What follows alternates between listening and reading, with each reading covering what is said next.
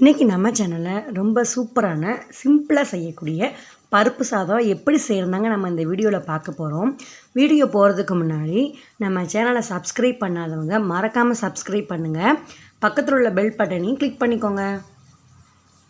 இப்போ நான் பருப்பு சாதத்துக்கு ஒரு சின்ன சைஸ் கிளாஸில் 1.5 கிளாஸ் எடுத்துக்க போகிறேன். ஒரு கிளாஸ் போட்டுட்டு இப்போ 1/2 கிளாஸ் அரிசி, இப்போ 1.5 கிளாஸ் அரிசி எடுத்தாச்சு. இதுக்கு அதே கிளாஸில் ஒரு கிளாஸ் ஃபுல்லாக துவரம் பருப்பு சேர்த்துக்க போகிறேன். அதையும் சேர்த்தாச்சுங்க.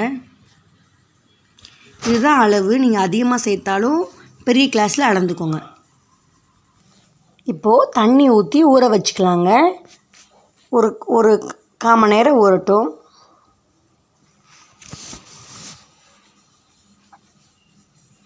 இப்போ மூடி வச்சுக்கலாம்.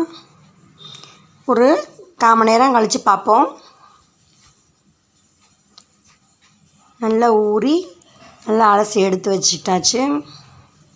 இப்போது இதுக்கு தேவையான பொருட்கள் என்னென்னு பார்த்துலாம்.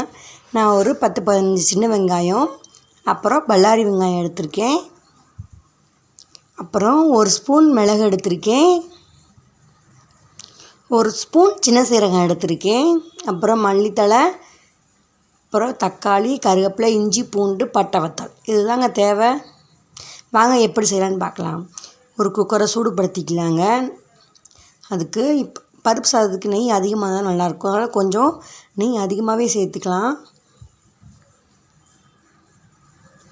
அப்புறம் கொஞ்சமாக எண்ணெயும் சேர்த்துக்கலாம். எண்ணெய் காயவும் நம்ம அதில் வச்சிருக்கிற சின்ன சீரகம், அப்புறம் மிளகு சேர்த்துக்கலாங்க.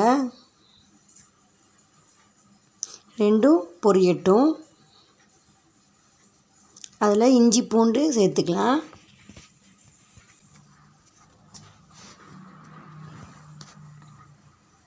இஞ்சி பூண்டு நல்லா ஒரு பொன்னிறமாகட்டும். அதில் கருவேப்பிலை சேர்த்துக்கலாங்க. அப்புறம் பட்டை வத்தல் சேர்த்துக்கலாம். அதிகமாக சேர்த்துக்கோங்க. இதான் காரம், அதனால் பட்டை வத்தல் சேர்த்துக்கலாம். அதுக்கப்புறம் நம்ம சின்ன வெங்காயம் சேர்த்துக்கலாம்.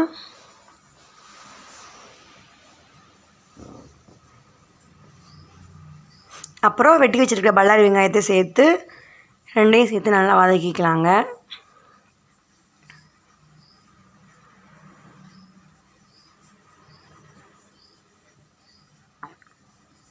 அப்புறம் எடுத்து வச்சுருக்க தக்காளி பழத்தையும் சேர்த்து நல்லா வதக்கிக்கலாங்க.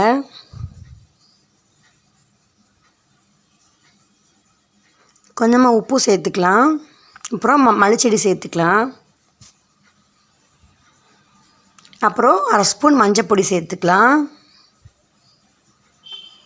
சேர்த்து எல்லாத்தையும் நல்லா மிக்ஸ் பண்ணிக்கலாம்.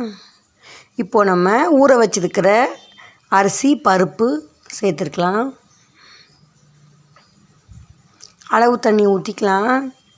நான் 1.5 கிளாஸ் தண்ணிக்கு பருப்போடு சேர்த்தா 2.5 கிளாஸ் தண்ணி.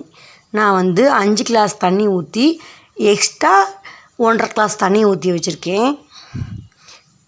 தேவையான உப்பு நான் ஏற்கனவே உப்பு சேர்த்தனால இப்போ கொஞ்சமாக உப்பு சேர்த்துக்கிறேன். எல்லாத்தையும் நல்லா கலக்கி விட்டுட்டு இப்போ குக்கரை மூடிக்கலாம். இப்போது ஒரு 2 விசில் வரட்டும். விசில் போகவும் ஓப்பன் பண்ணிக்கலாம். பார்த்திங்கன்னா சூப்பராக ரெடி ஆயிடுச்சு. இன்னும் தண்ணியாக இருந்தாலும் பரவாயில்ல, ஏன்னா கொஞ்சம் நேரம் கழித்து பார்த்தா அந்த தண்ணியெலாம் எஞ்சிரும்.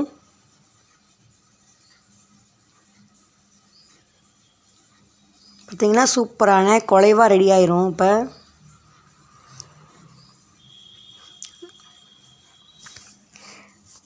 ரொம்ப சூப்பராக ரெடி ஆகிடுச்சிங்க. இதே மாதிரி உங்கள் வீட்டில் நீங்கள் ட்ரை பண்ணி பாருங்கள். இதுக்கு ஊற வச்சு சாப்பிட்டா சூப்பராக இருக்கும். ட்ரை பண்ணி பாருங்கள்.